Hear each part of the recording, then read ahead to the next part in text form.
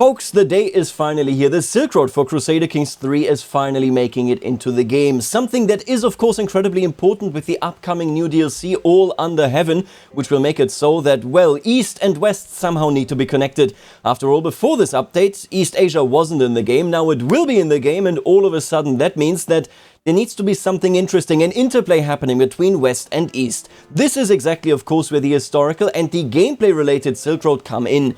In this video, I will tell you everything that you need to know to get a general overview of what the Silk Road was in the first place, and then, of course, how it is implemented mechanically. Now, I do want to stress that this Silk Road feature was implemented in the DLC, rather in the free patch, which means that you are only going to see this if you actually have All Under Heaven. Now, with that out of the way, if you were living under a rock, or if you are somebody from the year maybe 300 after Christ, or maybe even earlier, you might be relatively unaware of the Silk Road. But if you live in this day and age, you will most certainly have heard of it. It is one of the most interesting interconnected webs of trade networks. Ultimately, it is a misunderstanding if we were to look at this and say, hey, this is really one long route. No, that's not what it was. The distance that the Silk Road covers is, of course, incredibly long, far too long for any one trader, who every now and again does also want to return home. What you have to imagine here are two things, just to clarify this so that you get a good image of what the Silk Road is all about. For one, the Silk Road were essentially individual trade hubs, more like, I suppose, EU5 markets that interconnected. Market A trades to Market B, and then to C, and then to D, and at some point you end up all the way in Constantinople. Still, of course, there was interconnectiveness there. We had goods making it all the way from Europe into East Asia, and then the other way around as well. This was a very, very long ultimate set of trade routes rather than one coherent trade route. The other thing that I really want to highlight is, of course, that this wasn't just east to west. This is one of those kind of Europeanisms where we are looking at this from our importance, what mattered to us, what influenced us. And this is important to point out, because when we think of the Silk Road, well, we literally think of the silk trade on that road. But there were many other facets to this. We also had a maritime Silk Road that you can see right here on this map right there. Of course, that isn't that important for the Europeans per se, but would still feed into where they then get their goods from as well. And lastly, on this note of the Europeanism, this term Silk Road is, well, it's very, very new. It was coined by a German in the 19th century to describe a historical phenomenon rather than the reality on the ground. And I bring this up because the Silk Road wasn't just east to west, just silk to Europe. Rather, it was something that traded a lot of goods back and forth, and with that also a lot of ideas. I bring this up mostly because the Silk Road is so much more interesting and complex than the initial read of historians, you know, back in the 19th century actually located it. They were mostly looking at what came into Europe because that is what mattered for them. Objectively though, there was so much more going on there. We have ideas, of course, drifting from east to west, but also from west to east. Most notably, we have a lot of Persian influence in China. And then additionally, of course, we are also looking at things like Nestorian Christianity actually making its way into China and having a very, very interesting history. I bring all of this up because the Silk Road is really cool, but it is so much cooler than if it was just like one really long trek. Think about it this way again, of course, everything makes sense if you say to yourself, hey, I'm a trader, I want to make a lot of money and as much money as I can. It's not like I'm just proudly participating in a cultural phenomenon called Silk Road here. I'm here to make bank, buddy. So what you would start doing is you bring goods as you go to pick up the silk, and then you turn around and you bring the silk away. If you only make the journey into the east without bringing anything there, then you are burning money that you could have been making. This is how trade works in general. You want to do empty traveling as little as you can.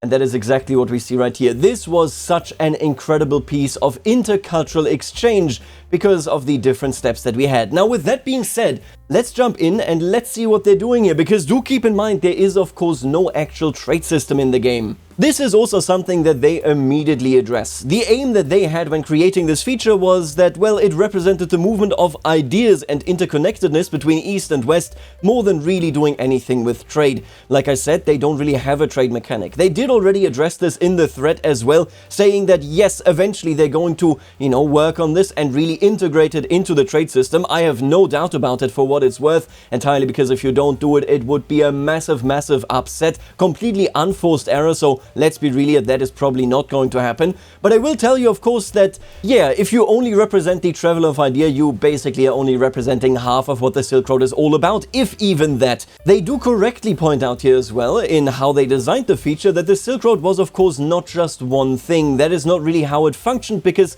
people weren't thinking in, hey, I need to trade with Europe. They were thinking in, hey, there's somebody buying something that I have not too far down the road, and then that person went even further west after you sold it to them. This means that we are looking at very individual trade routes that are impacted in different ways at different points in time. This situation is split into regions, the very same way that, for example, the nomadic steppes are split. You got China, Central Asia, Tibet, Transcaspia, India, and the Occident. These regions have phases, they have hubs, and they themselves can be in different phases than another part of a different region. I will tell you right now as well that I really enjoy the way that this interface looks. I think that is nice.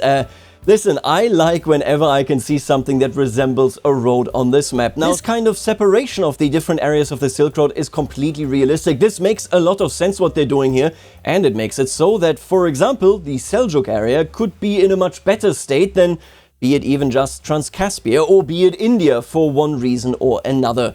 We had something very similar, if you're a veteran then you will know this, in Crusader Kings 2, where wars along the Silk Road could of course negatively impact the Silk Road. I would very aggressively want to say that this is basically an evolution of what CK2 did there, basically meeting the player requirements and pushing it slightly further. Now let's go into the details when it comes to the phases. There are 3 distinct phases: exceptional bounty, steady trading, and hardship. As with the Great Steppe situation, the phase of each region within the Silk Road situation is tracked separately, meaning that you can impact it for just one region, or maybe there are some downstream effects, but by and large they stand on their own 2 feet. Now this isn't, I do want to point this out, nearly as random as the steppe weather is, which is literally random because it's weather.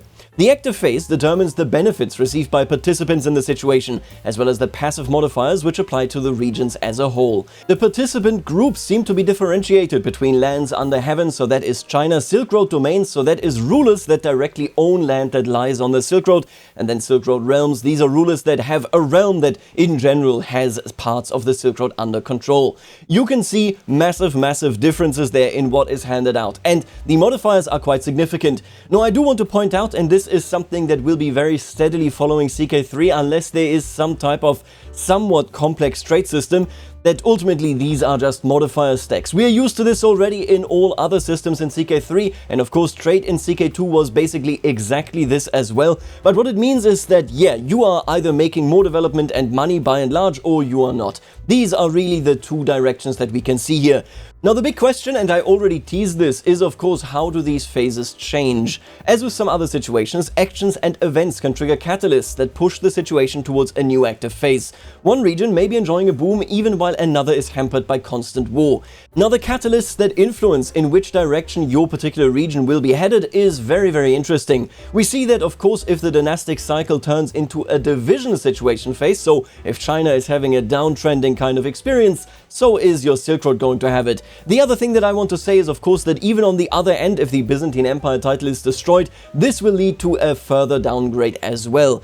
Something that is really interesting to me here is that they are exclusively referring to upstream situation regions, which in this case, yeah, I just talked about it, the upstream-downstream theory here isn't really accurate. The Silk Road was a bi-directional trade route. I know why they're doing what they're doing here, because this is the commonplace perception of the Silk Road, but I personally can't help but feel that it is inaccurate. Fundamentally, and let's take a good look at this map again, I like the idea that we are looking at something that is kind of directional. It's interesting, of course, that I am seeing influence coming from the east. But, like I already detailed earlier, that influence isn't exclusively going west. That is, however, how they implemented this system, which means that whenever you lie downstream from a certain region, you get impacted by them doing poorly or doing well as well, which is a great gameplay mechanic, just to be clear here, but does not depict history at all. The Silk Road was not just east to west. This is more than anything a perception that comes from kind of a European reading of history. It makes of course perfect sense that the dynastic cycle is a key driver in what is going on the Silk Road, because that is one of the biggest trading partners both in supply and demand. Yet again, I really just want to highlight that the focus on the flow westward here is a huge historical mistake that makes sense in the storytelling of Crusader Kings 3, but not really from a historical point of view. The routes of the Silk Road in-game are marked by red arrows within the situation map mode. These aren't just for show. Hostile acts such as raiding along these routes reduce the affected region's prosperity. I really like this as well. Of course, the direct impact on, destabilizing a trade route makes it so that that route won't be as lucrative. Again, think of you as a trader. Would you be taking the safe route where you know that you can sell something there, then buy something there and bring it back? Or do you take the dangerous one, where you don't know whether China even is there as supply and demand, and, well, you might just get mugged on the way there? I think the answer is pretty clear. Now let's talk about something that is really awesome on a systemic level, and these are the Silk Road innovations. The idea here is pretty fascinating. Essentially, since this isn't a trade expansion, they are saying that primarily they are going to utilize the Silk Road as something that carries ideas from east to west. This is what they call Silk Road innovations. These innovations represent a different technology that was discovered in China earlier than elsewhere in the world and can be spread to other cultures, usually via the Silk Road. The biggest example of this, who am I kidding, is of course fire medicine. Once you unlock it, you can build gunpowder manufacturers and you can even build fire lancers. These innovations are much more restricted than general innovations, whereas those are largely cultural or location-bound. This one comes with a Chinese heritage, with rulers that are active within a hub region that holds this innovation. If you have a cynophilic tradition as a culture, that can also work. And then lastly, of course, if you visit one of the trade hubs that holds one of these innovations. Every 12 years, China will adopt a new innovation in its main hub that then gets passed down. So they adopt it, 12 years later it goes down one hub, then 12 years later it goes down another hub. Which means that you can see in the distance what is going on, where this current innovation is, and maybe you want to wait until you can travel to one of the hubs that is closer to you rather than very far away. Now, I do want to highlight two things when it comes to this that I brought up earlier as well, but I want to bring them back. First of all, the maritime trade route missing here is very unfortunate, because this exchange of ideas was of course also happening for Southeast Asia, for example, which is now of course completely absent from the concept of picking up ideas this way. This is bothersome because it would have added a lot, I think, to a region that is completely left out of the Silk Road otherwise. What I do also want to highlight is of course the fact that yet again this is a bit of a European reading of this. Yes, Europeans primarily were discussing silk and they were primarily discussing things like gunpowder. These are the exciting things that we didn't have, and it needs to be said that China was very far ahead in a wide variety of practices, laws, in a wide variety of general inventions. However, that doesn't mean that innovations and culture and religious practices didn't go from west to east. Of course they did. This was bidirectional, like I said, and yet again, I can really only point out I find it very sad that we are applying a rather European reading here, because it makes the Silk Road a lot more boring than it really historically was. Now let's dive a little bit deeper, give some butter by the fisher. Let's talk about hub buildings. We already know that hubs of course exist, they are placed on the map and they can hold innovations, at least 4 of them. But what do they actually do? Each region has a single hub special building and a fixed location that represents a key regional center of trade, such as the Chrome of Lhasa in Tibet or the Bazaar of Lahore in India. These hubs provide income and face-based regional benefits and can be upgraded to a second tier to grant additional benefits to their holder. Building or upgrading a hub also triggers a catalyst that pushes the region towards greater prosperity. I really like this. Obviously, it is powerful that you can hold a hub. I think it would be far too much for Crusader Kings 3 to ask for a kind of, dynamic type of emergence of markets and different regions, although it would be cool. I like the idea that you have a very particular location, a very particular barony and county that you want to fight over, that you want to take over because it matters and it will give you massive, massive benefits.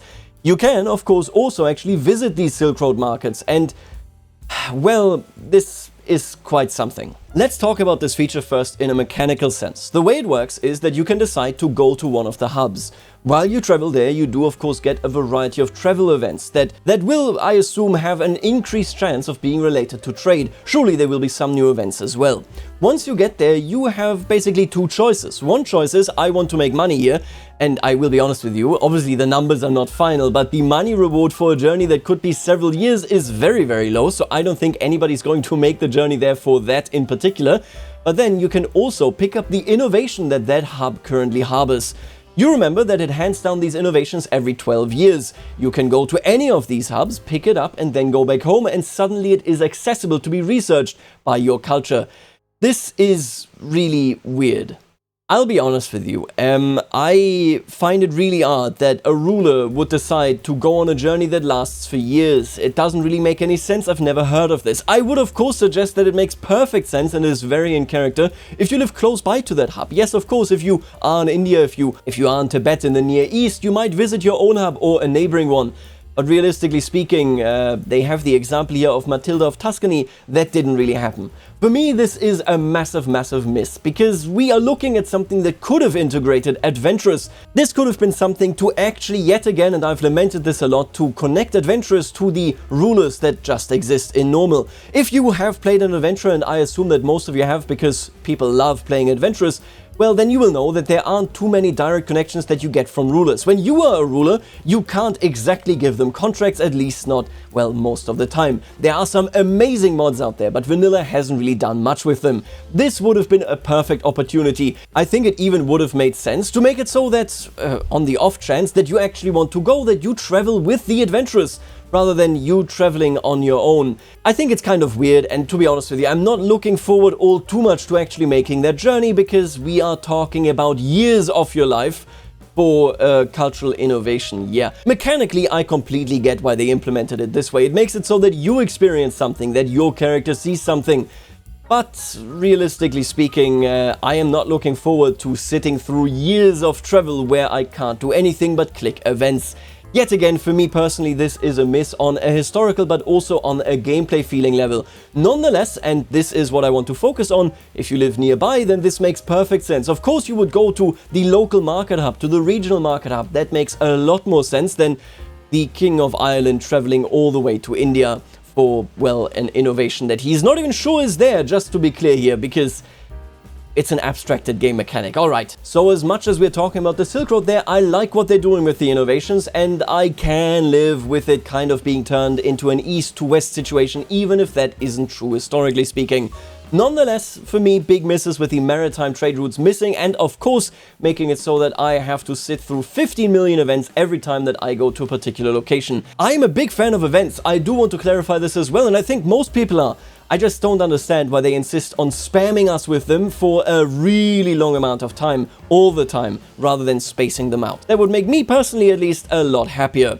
Now, what we do also have, and this is just entirely really cool, is a rework of the innovation interface and actually of the corresponding mechanic as well. Fundamentally, I think it is very easy to see, of course. We are looking at a nice framing of different innovations. It is much easier to tell what is known, what is currently being researched via the fascination, and of course what is spreading. They renamed exposure to spread. I like this interface. I think it is really good. This is great work. And then there's also actually an additional change to how it works. In fact, they made it so that you are looking now at these innovations being faster to research if you have a certain high level of skill. Now, while I do hope that eventually maybe one day innovations will altogether be kind of reworked, that is a big change. Not to mention that you can now also research innovations that are in an era that you haven't entered yet. These are all interesting changes. I wonder how they feel in play, and I'm looking forward to seeing them in the game. The Silk Road itself is coming, and it is only coming, of course, to the DLC right here. I have to say, the more that I learn about this, the more will I say that I personally feel like the policy of CK3 to put most of the mechanics into the free updates and then, of course, put flavor and such into the DLC, I feel like that policy is over. We've seen this already in Roads to Power, where the entire government, where we're looking at then the adventurers all being in the DLC. We're seeing this in the Nomads, of course, as well. And then lastly, we see it right here, where all of East Asia will be feudal and there won't be any connection going on between East Asia and Europe, because the Silk Road is DLC as well. I think at this point most people that are playing the game are buying all the DLC, I guess, but it is most certainly a trend that I think keeping an eye on is quite smart. Because who knows how this is going to go, whether it will inhibit them from updating DLC features. They do always stress, and they have done this in the past, I want to stress this personally as well, that they won't forget about DLC features, but I personally definitely have a list of features where I go like, I wish this was upgraded and updated, but it hasn't been. So whether these features will suffer or benefit from being behind the DLC wall, no idea. I can tell you that I'm looking forward to the Silk Road, even if it is a pretty superficial reading of what it historically actually represented. Folks, nonetheless, the DLC is coming ever closer. Let me know what you think, whether you share my reading of this or whether you disagree. I will leave you right here, and I'll see you later, alligator.